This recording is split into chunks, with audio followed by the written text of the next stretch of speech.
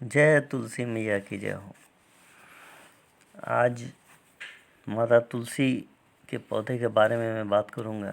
उनके सामान्य उपचार उनके पत्तों के द्वारा घर में कैसे किया जा सकता है। जैसे अगर मैं बात करूं सामान्य ज्वर की यानी फीवर की, तो तुलसी के हरे पत्ते 10 ग्राम, काली मिर्च 3 ग्राम मिलाकर पीस लें। काली मिर्च के बराबर गोली बना लें, ठंड में सुखा लें। 2-2 गोली दिन में 3 बार खाएं, इससे बहुत फ़ायदा होगा। नज़ला में 10 पत्ती तुलसी, 5 काली मिर्च, 1 बड़ी इलायची 250 ग्राम पानी में औटाएं इसको। चौथाई रह जाने पर उसको छान कर पी लें। साथ में गर्म पानी का सेवन भी कर लें, इससे नज़ला ठीक हो जाता है। अगर उल्टी की शिकायत है तो तुलसी के पत्ते 20 ले लें, उसको औंट कर पी लेने से उल्टी या जो जी मिचलाना होता है वो ठीक हो जाता है। अगर गला बैठ गया है तो तुलसी के बीज आधा ग्राम पान यानी सादे पान में रखकर खाने से गला खुल जाता है।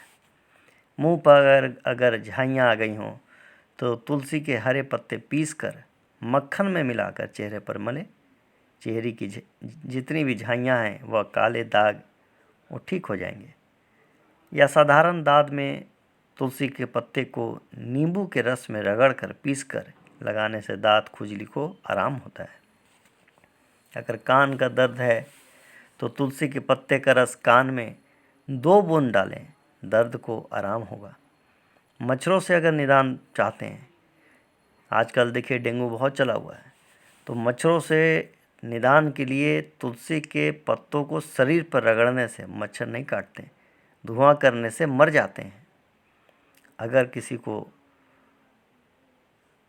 स्वप्न दोष की शिकायत है तो तुलसी के बीज 4 ग्राम दिन में 1 बार 15 दिन तक ताज़ा पानी से लें। मादक और कामुक द्रव्य का सेवन न करें, तो इससे भी बहुत फ़ायदा होगा।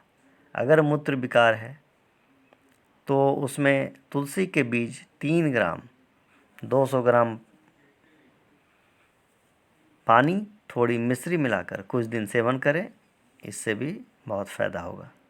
धातु विकार में तुलसी के बीज 3 ग्राम रात को सोने से पहले 15 दिन गुनगुने दूध के साथ लें। गरिष्ठ पदार्थों का सेवन न करें उस समय, तो इससे धातु विकार सही हो जाएगा। मन की एकाग्रता जो आजकल के आधुनिक युग में बहुत ही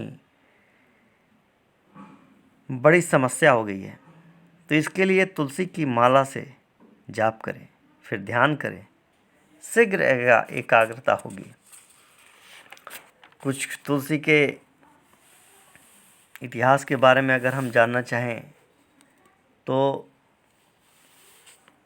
मैं यही बोलूँगा कि पहले तो तुलसी के गुण जान लेते हैं। वनस्पतियों में सर्वाधिक गुण संपन्न महान औषधि कहकर अनेक कविराज, वैद्यों और आयुर्वेदोचार्यों ने इसे पूजनीय बतलाया है। सौगुणों के प्रभाव से ही घरों में तुलसी विरवा के रूप में नित्य पूजी जाती है। कुछ आयुर्वेदाचार्यों ने इसे अमृत बूटी की संज्ञा दी है।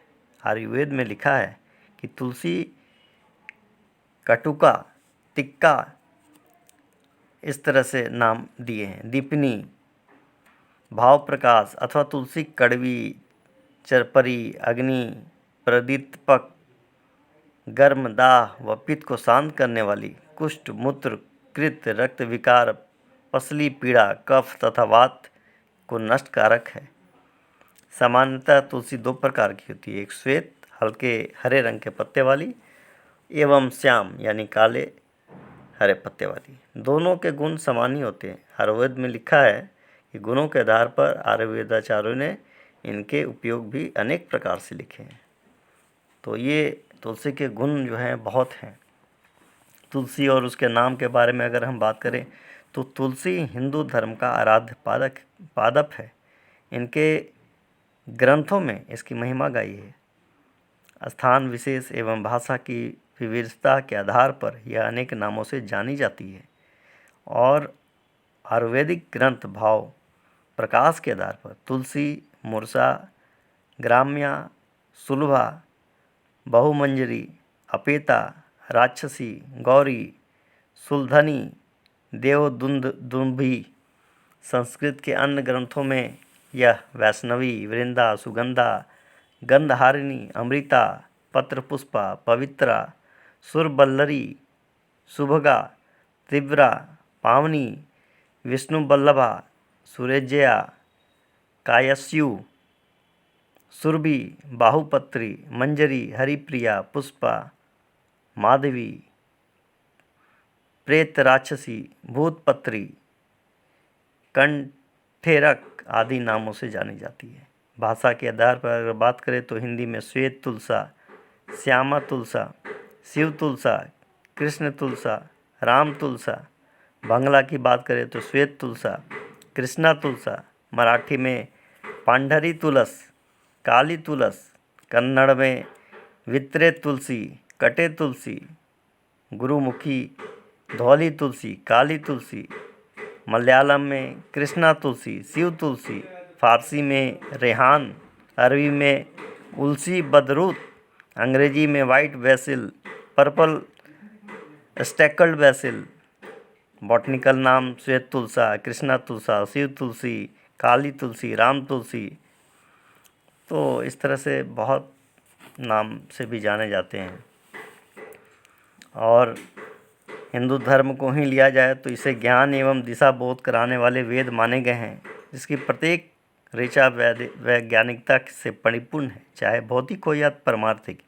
इसी आधार पर समाज में गौपालन, तुलसी, केला, पीपल आदि का पूजन, गंगा जल सेवन आदि धर्माचरण कहे जाने लगे।